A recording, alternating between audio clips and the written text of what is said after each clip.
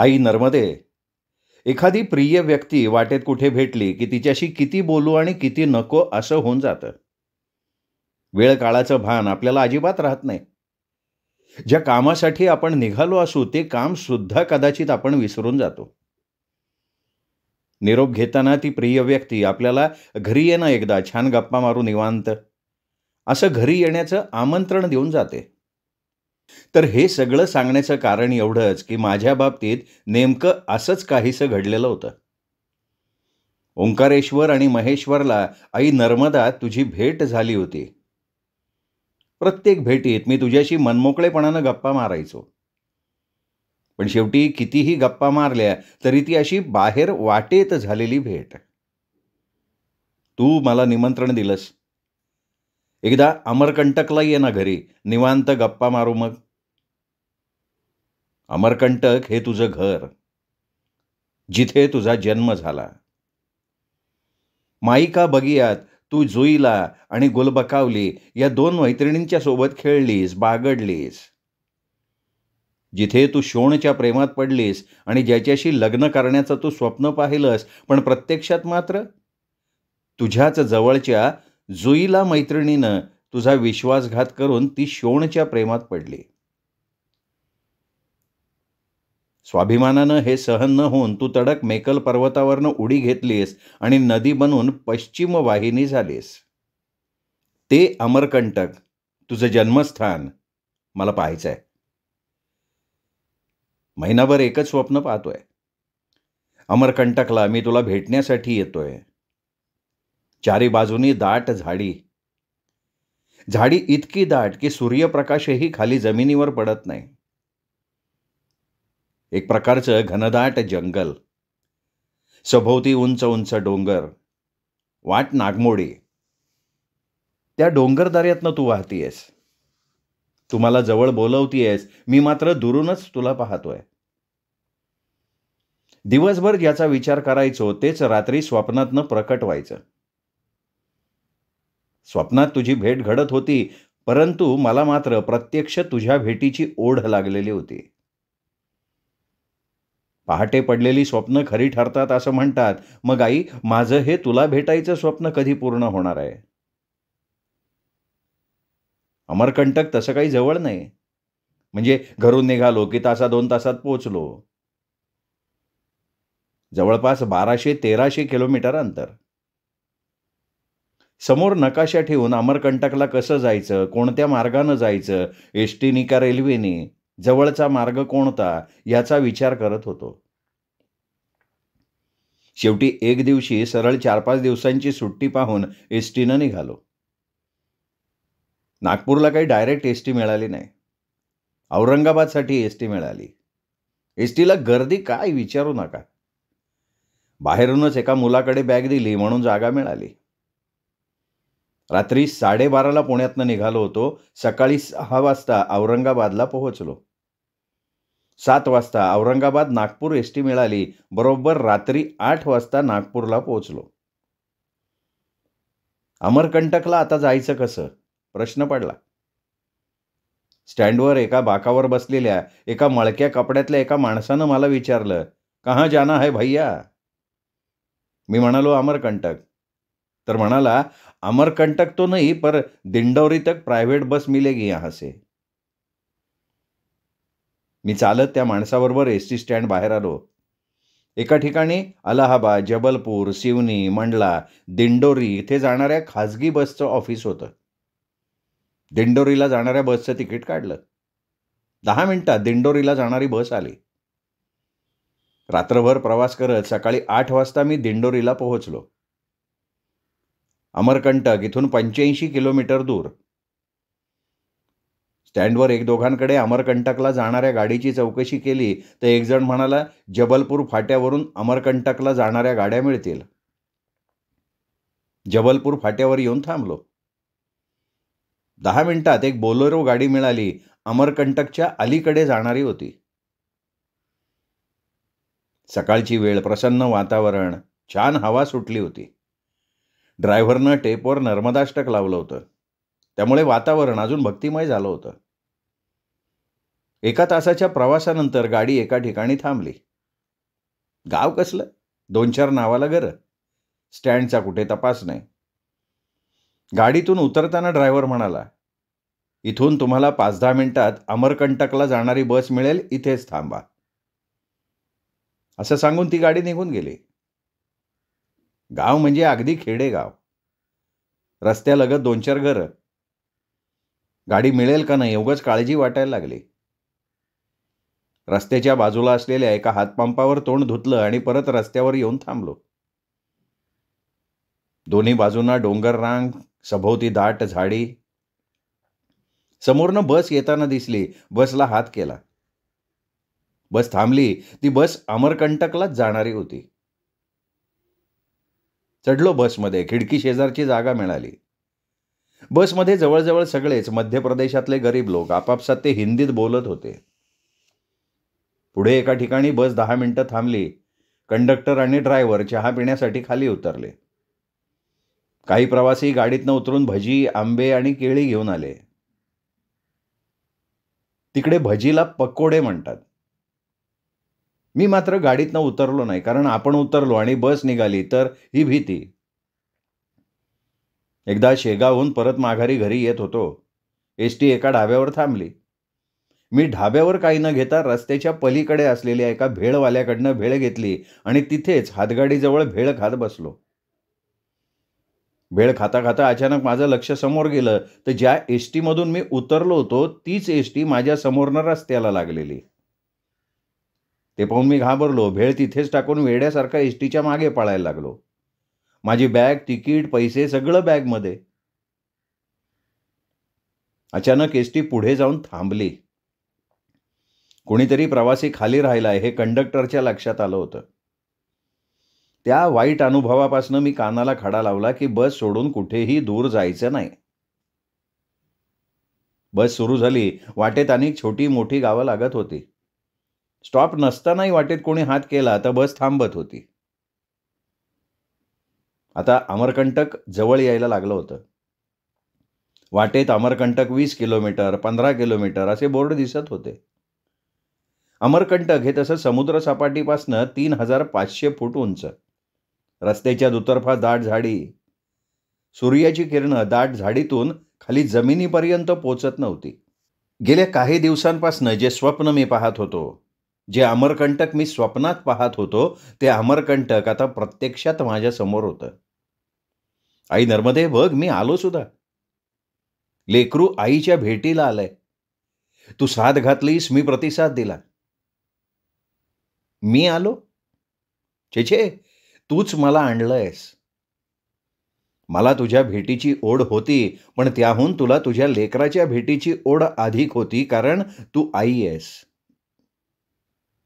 तुझ्या प्रेमाची बरोबरी, तुलना कशाशीही होऊ शकत नाही. प्रेम दिलं की प्रेम मिळतं. आदर दिला की आदर मिळतो. पण आई नर्मदा, तू फक्त प्रेम द्यायचं जाणतेस. तुझं प्रेम हे खरोखर निस्वार्थी प्रेम आहे. शेवटी एकदाचे अमरकंटकला आलो. स्टँडच्या बाहेर रिक्षावाल्यांची गर्दी. अमरकंटक गाव मोठं नाही, पण आध्यात्मिकदृष्ट्या तिचं महत्त्व फार मोठं आहे. गावात धर्मशाळा, यात्रेकरूंसाठी निवास व्यवस्था चांगली आहे. रस्त्याच्या दोन्ही बाजूंना छोटी मोठी दुकानं आणि उपाहारगृह आहेत. चालत चालत नर्मदा मंदिरात आलो. आधी एका ठिकाणी बांधलेल्या नर्मदा कुंडावर स्नान केलं. नर्मदा मैयाच्या शीतल जलानं सगळा थकवा कुठल्या कुठे पळाला. अंघोळ केल्यानंतर मन प्रसन्न झालं. नर्मदा मंदिरात आलो. नर्मदा मैया आणि अमरकंटेश्वर मंदिरात जाऊन दर्शन घेतलं. नर्मदा मंदिरात नर्मदा मैयाच्या शेजारी तिच्या दोन्ही बाजूंना तिच्या 2 सखी गुलबकावली आणि जोईला यांच्या मूर्ती आहेत. माई का बगीचा या ठिकाणी आलो. नर्मदा मैया ज्या ठिकाणी खेळली आणि मोठी झाली ती ही जागा. हा बगीचा फार मोठा नाही, 100-150 चौरस फुटांचा. काटेरी कोंपण असलेला परिसर. बालपणी आपल्या सखींच्या बरोबर नर्मदाबाई इथे खेळायची. इथला परिसर खरोखर रम्य असा होता. इथं छोटंसं नर्मदा मंदिर आहे. पण परिक्रमावासींनी या मंदिरात प्रदक्षिणा घालायची नसते, कारण जमिनीखालून गेलेला प्रवाह ओलांडला जातो आणि परिक्रमा भंग पावते. इथे नर्मदा 5 कुंडात वाहते. नर्मदा मंदिराच्या बाजूला अखंड धुनी आहे. कन्या भोजनाची सोय आहे. बाजूलाही अखंड धुनी आहे. नर्मदा मंदिराच्या परिसरात आंब्याची भरपूर झाडं आहेत. अमरकंटक इथला दूधधारा धबधबा, कबीर कोठी, श्रीयंत्र मंदिर, कुकरामठ, श्री शोण नदीचा उगम अशी अनेक ठिकाणं पाहण्यासारखी आहेत. हा अमरकंटक किती सुंदर आहे. चारही बाजूंना पर्वत, डोंगर रांगा, हिरवी दाट झाडी. निसर्गाचं वरदान लाभलेलं हे अमरकंटक. त्यात नर्मदामाई तुझ्या वास्तव्यामुळे या अमरकंटकच्या सौंदर्यात अधिकच भर पडली आहे. तुला वजा केलं तर अमरकंटकची कल्पनाच करता येणार नाही. आई नर्मदे, अमरकंटक ही तुझी जन्मभूमी. इथेच तू खेळलीस, बागडलीस, लहानाची मोठी झालीस. ही अमरकंटक भूमी स्वतःला धन्य समजत असेल. तुझ्यामुळे ही भूमी पवित्र झाली. या भूमीचा सगळीकडे तू नावलौकिक केलास. खरंच इथे राहणारी माणसं, पशु, पक्षी, झाडं, वेली सुद्धा किती भाग्यवान आहेत की ज्यांना अखंड तुझं दर्शन घडतंय. शोणशी तुझा प्रेमभंग झाल्यावर मनात कोणताही राग न धरता स्वाभिमानानं नदीहून तू जगाच्या उद्धारासाठी निघालीस. सगळ्या मध्य प्रदेशावर तुझे किती उपकार आहेत. सगळ्या नद्या तशा पूर्ववाहिनी बंगालच्या खाडीत जाऊन मिळतात, पण तू मात्र पश्चिम वाहिनी झालीस. उगमापासून ते संगमापर्यंत प्रत्येक गावाचं, शहराचं नंदनवन केलंस तू. आई नर्मदे, तुझं महात्म्य मी काय सांगावं. कित्येकांचा तू उद्धार केलायस. मार्कंडेय ऋषींनी सर्वप्रथम तुझी परिक्रमा केली. 27 वर्षांचा कालावधी लागला त्यासाठी.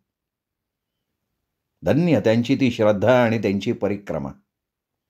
मार्कंडेय ऋषींचा तू सांभाळ केलास. कबीर आणि कपिल मुनींना तू आपलं दूध पाजलंस. तुझं पाणी हे पाणी नाहीच, दूधच ते, जे प्यायलं की भुकेची जाणीव राहत नाही. कबीरासाठी तू दुग्धधारा झालीस. आद्य शंकराचार्य यांचं तुझ्यावर किती प्रेम. आपल्या गुरूंची भेट तुझ्या तटावरच झाली. तुझ्यावरील प्रेमापोटी त्यांनी नर्मदाष्टक लिहिलं. तुझं महात्म्य वर्णन करावं ते शंकराचार्यांनी. ते सूर्य, आम्ही त्यांच्यापुढे काजवे नाही. दह्यापासून लोणी बनतं, पण तेच दही परत दूध बनत नाही. तसंच आई, एकदा ज्याला तुझा सहवास लाभला, तुझं दर्शन घडलं की त्याची संसारातली आसक्ती सुटलीच. त्याला स्वतःची ओळख होते आणि तो पूर्णतः नर्मदामय होतो. लहान मुलं भातुकलीचा खेळ खेळतात. मोठ्यांच्या लेखी तो खोटा खेळ असतो. आम्ही माणसं ज्याला संसार संसार म्हणतो ना, तो संतांच्या लेखी खोटा असतो, अगदी भातुकलीच्या खेळासारखा. यक्ष, किन्नर, गंधर्व, देव, दानव यांनी तुझ्या तटावर साधना केली आहे. अगदी तुझ्या तटावरचा जीव जंतूही मोक्षाला पात्र आहे. पण आई, माणूस मात्र सतत सुखाच्या मागे धावत असतो. सुख जवळ असूनही मृगजळामागे धावत राहतो तो. तुझे आहे तुझपाशी, परी तू जागा चुकलाशी, हे माणसाला कधी कळतच नसतं. इतर प्राण्यांसारखा मनुष्यही एक प्राणी आहे, पण माणसांपेक्षा प्राण्यांचं सामर्थ्य मोठं आहे. हत्ती शक्तीनं मोठा, ससा श्रवणानं मोठा, गतीच्या तुलनेत शहामृग पुढे, दृष्टीच्या तुलनेत घार, सौंदर्याच्या तुलनेत मोर, घ्राणेंद्रियांच्या तुलनेत कुत्रा सर्वश्रेष्ठ आहे. प्राणी जिवंत असतानाही उपयोगी पडतात आणि मृत्यूनंतरही त्यांच्या शरीराचा उपयोग होतो, पण मानवाचा एकदा देह पडला, तो मरण पावला की त्याचा कोणालाच उपयोग नाही. आई नर्मदे, परमेश्वरानं मानवाला वाचा दिली, पण मुखानं तो कधी देवाचं नामस्मरण करत नाही, भजन म्हणत नाही. मुखानं ओवी नाही पण शिवी मात्र देतो. माणसाला देवानं ज्ञान दिलं, बुद्धी दिली, पण त्या ज्ञानाचा उद्धार स्वतःसाठी तो करत नाही. खरंच माणसासारखा दुर्दैवी प्राणी दुसरा कोणीही नाही.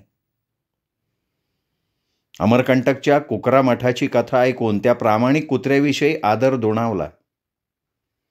ज्याची खावी भाकरी त्याची करावी चाकरी. आपल्या मालकाशी प्रामाणिक राहून त्या धन्याला कुत्र्यानं कर्जातून मुक्त केलं. आई नर्मदे क्षणभर मनात विचार आला. यदा कदाचित त्या कुत्र्याच्या जागी कोणी मनुष्य असता किंवा एखादा गुलाम असता तर तो मालकाला म्हणाला असता, मालका कर्ज तू घेतलंयस, मी कशासाठी कुणाकडे गहाण राहू. पण हा विचार त्या कुत्र्याच्या मनात नाही आला. गहाण ठेवलेल्या मालकाच्या घरी चोरी झाल्यावरही त्या कुत्र्यानं प्रामाणिकपणे चोरी सापडवून दिली. धन्य तो कुत्रा आणि त्याचा प्रामाणिकपणा. आई नर्मदे, कुत्र्याचा तो प्रामाणिकपणा आम्हा माणसात येऊ दे. आपल्या मालकाशी, कामाशी आणि देशाशी आम्हाला असंच प्रामाणिक राहता येऊ दे. आई नर्मदे, तू फक्त नदी नाही आहेस, तू आई आहेस. देणं हा तुझा स्वभाव आहे, घेणं हा माणसाचा स्वभाव. तुझ्याकडून ही परोपकारी वृत्ती आमच्यात आली पाहिजे. आई नर्मदे, अमरकंटक राजाची तू लाडकी कन्या. शोणाशी तुझा प्रेमभंग झाल्यावरही तू स्वतःचं दुःख उगाळत बसली नाहीस किंवा निराशेच्या गर्तेत पडली नाहीस. उलट जगाच्या कल्याणासाठी नदी बनून वाहू लागलीस. इथे तुझ्या जागी कोणी माणूस असता तर तो दिवस रात्र प्रेमभंगाचं दुःख उगाळत बसला असता. आपलं दुःख दारूच्या नशेत बुडवलं असतं. प्रेमभंगाच्या दुःखानं आपल्या आयुष्याचा एखाद्याने शेवटही केला असता. आई नर्मदे, तू अविवाहित आहेस, अखंड कुमारिका आहेस. असं असून सुद्धा तू जगाची आई आहेस. परिक्रमेत तू तुझ्या लेकरांची काळजी घेतेस, लाड करतेस आणि प्रसंगी कठोर परीक्षा सुद्धा घेतेस. त्यांना ज्ञान देतेस, त्यांच्यातला विकार दूर करतेस, त्यांना स्वतःची ओळख करून देतेस. वाटेत येणाऱ्या दगडधोंड्यांशी कधी टक्कर देऊन, कधी त्यांना वळसा घालून आपला मार्ग स्वतः तयार करतेस. संकटाशी कसं लढावं हे तुझ्याकडून शिकावं. नर्मदा परिक्रमेवरची पुस्तकं वाचताना नर्मदा परिक्रमेचा विचार मनात रुजला. करायची होती नर्मदा परिक्रमा, पण घडली मात्र नीरा परिक्रमा. प्रत्यक्ष नर्मदा माईनंच नीरा परिक्रमा कर म्हणून मला आदेश दिला. माझी परिक्रमा होईल तेव्हा होईल, पण जिच्या काठावर तू राहतोस त्या नीरामाईची जरा तू ओळख करून घे. हे असं नर्मदाबाईंनी मला सुचवलं. खरं तर हा विचार माझ्यासाठी नवीन होता. नीरा परिक्रमेच्या विचारानं मी फार उत्तेजित झालो. गंगा, नर्मदा, यमुना, गोदावरी यांचं लोकजीवनात फार मोठं महात्म्य आहे, पण जिच्या काठी आपण राहतो ती छोटी नदीही आपल्यासाठी प्रति गंगा आणि चंद्रभागा आहे. निसर्ग म्हटला की आपल्यासमोर कोकण, गोवा, महाबळेश्वर उभा राहतो, पण आपल्या अवतीभोवती सुद्धा सुंदर असा निसर्ग आहेच की. त्यासाठी ती सौंदर्य दृष्टी आपल्यात यायला हवी. ही सौंदर्य दृष्टी आणि समदृष्टी मला दिली ती माझ्या नर्मदा माईने. तिच्या कृपेमुळे आणि आशीर्वादानं मी नीरा परिक्रमा पूर्ण करू शकलो. 12 जानेवारी 2016 ते 20 मे 2016 या कालावधीत मी नीरा परिक्रमा चालत पूर्ण केली. नीरा नदीचा उगम ते संगम आणि संगम ते उगम असा 500 किलोमीटरचा टप्पा मी चालत पूर्ण केला. नीरा परिक्रमा झाली नव्हे, नर्मदा मैया आणि नीरा मैयानं माझ्याकडनं ती करून घेतली. मी परिक्रमा केली असं म्हटलं तर तो अहंकार झाला. हा अहंकार दूर व्हावा यासाठीच तर परिक्रमा किंवा वारी असते. परिक्रमेत तुमचे पाय नाही चालत तर तुमची श्रद्धा चालते. श्रद्धा असेल तर पाय थकत नाहीत, भुकेची जाणीव राहत नाही. श्रद्धा नसेल तर पाय चालणार नाही. नीरा परिक्रमा झाली, आता पुढं काय, असा प्रश्न मला पडला. नीरा नदीच्या ज्या 7 उपनद्या आहेत त्या उगमस्थानांचा मी प्रवास केला. नीरा परिक्रमेवर तीरे तीरे नीरा हे पुस्तक लिहिलं, तर उगमस्थानांच्या प्रवासावर अमृतवाहिनी नीरा हे पुस्तक लिहिलं. श्रोते हो, हा प्रिय नर्मदा मैयास या दीर्घ कथेचा होता 5वा भाग. 6वा भाग उद्या. तोपर्यंत नमस्कार मित्रो.